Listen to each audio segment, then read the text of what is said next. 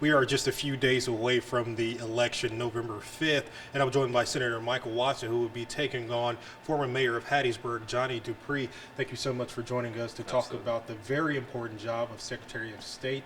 Sure thing. Talk to voters a second about why you decided to jump out of the legislature and go and run for Secretary of State. Sure. It's about 3 years ago now. Governor Bryant and I sat down, and he was coming to his second term, so he'd be leaving office, and kind of one of those conversations of, look, what do you think you're going to do? And I'd really kind of decided going into the legislature, 2 terms, maybe 3, is plenty, and then I can go home and be a dad and be a lawyer and do those things, be a husband, and be just fine. I don't have to have the legislature. And he said, well, have you ever thought about being Secretary of State? I said, no, sir, I haven't. Never thought about it. Never wanted to be Secretary of State. He said, well, look, you're an attorney. You're a small business owner. You've done election law and other issues under the umbrella of the office while you've been in the legislature. I think you'd make a great Secretary of State. You should think about it. And so I remember kind of walking out of the office and thought, man, yeah, that was fun to have the governor suggest that, but I'm not going to think much more about that. And it was one of those ideas, Joe, that you kind of walk away and it never leaves your head. And so you got to realize, well, I need to pray about this. Maybe this is something I need to consider seriously. And so we did, and got a good piece about it, and felt like we were prepared to handle the office and the duties that come with the office. So we launched our campaign about a little over a year ago, and here we are. You kind of alluded to some of the more important functions of the Secretary of State's office. It's been on the front line of businesses, especially small businesses here in Mississippi, Right. also public land, 16 section land. That's right. And you also have the responsibility of overseeing voting here in Mississippi. Talk to us about how we can increase our voter participation here in Mississippi, because we're lagging behind Sure. a whole lot. Sure. We've talked about a lot of issues, how to get that started, but I think the base issue and where it starts is there's a program now called Promote the Vote. It's in the Secretary of State's office, and basically what that is going to the schools and teaching our young people the importance of civic duty and the importance of voting, being engaged in the election process, and making sure they understand, hey, here are the decisions that you're going to make going forward in the future. And part of that is deciding whether or not to vote. And if you do vote, you have a voice in the process and the leadership of the state and how important that is. And so we put on mock elections and making sure they understand, hey, here's the process, this is what it looks like, and here's what it means down the road. So I think that's the big piece on the front end is encouraging and educating our younger people, hey, this is why you need to be engaged in the process, and this is what it looks like. And on public land, 16 section lands, that benefits education for the most part. What's the future for that under Michael Watson's administration and Secretary of State's office? Yeah, so the public lands piece is very important. You mentioned 16th section lands. Tidelands is one that a lot of folks in Mississippi don't really understand and know that that's a piece of it. And then you've got your forfeited properties. So tidelands from the coast, it's been important for me to, I've grown up around it. I've seen it. I understand that we've got to preserve our coastline and make sure we have public access. And you've got to balance that with economic development along the coast. So that's an important piece. And kind of seeing that and understanding it and knowing it growing up is a great experience for the Secretary of State's office.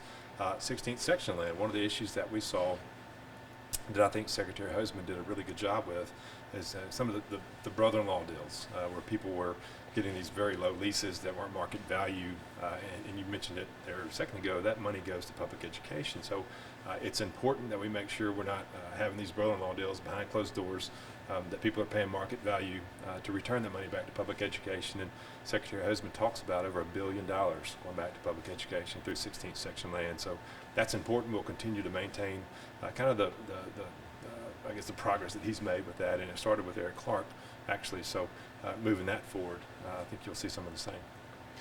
And as far as businesses are concerned here in Mississippi, how are you going to be an advocate first for business in Mississippi? And two, how do we improve business here in Mississippi? Yeah, so I think over my past 12 years in the legislature, I've been one of the more conservative members, and part of that is fewer regulations, fewer rules, making sure that you want to be smart with your regulations and want to make sure that we understand what the burden we're placing on businesses.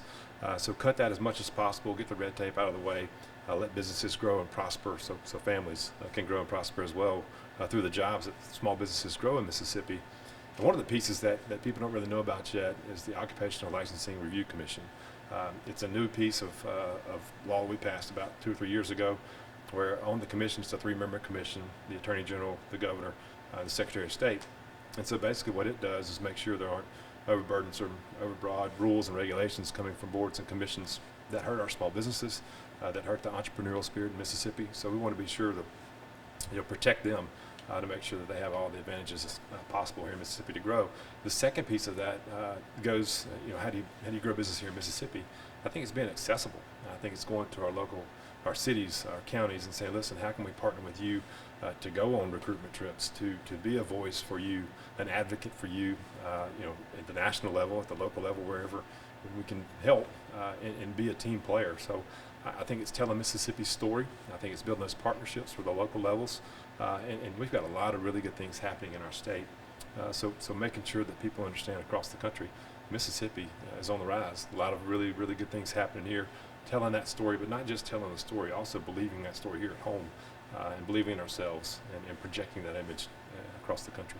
And what key tenet that you've had since the primary and now is the DMV and moving it under the umbrella of the Secretary of State? Talk to the voters about why you think that's the best idea. Yeah, so really over the last 5 or 6 years, the main complaint that I've been receiving in the legislature from voters is, look, we're having an awful time with the DMV trying to get our license. I was in Olive Branch recently and talking to folks that were getting a license there, and the average wait time was 4 to 6 hours. And so I thought, man, this must be something big they're trying to do. Well, what are you doing? And the biggest answer, or the most often answer I got was, well, we're just trying to renew our license.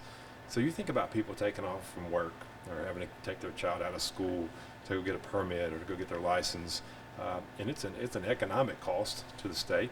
You look at the CDL piece of it. I was with KLLM recently, Jim Richards, and he said, Michael, for every day a driver misses, it's $500 to their family.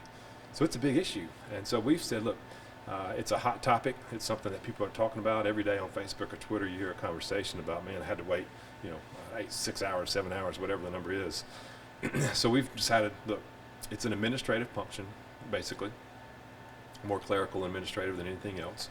So if you move that to the Secretary of State's office with the business services that we already have, the automation that Secretary Husband has brought to office, applying that to the DMV, and then if you look at right now, there's 30 to 40 troopers, highway patrolmen that are in driver services that you could put back on the road.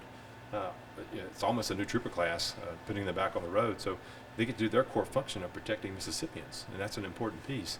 And so we've taken this apart and we put our plan together. It's called the SIP plan, Service, Information, and Professionalism, which is on our website, michaelwatson.ms. And we've projected this and said, look, here are the issues. Here's how we can fix them.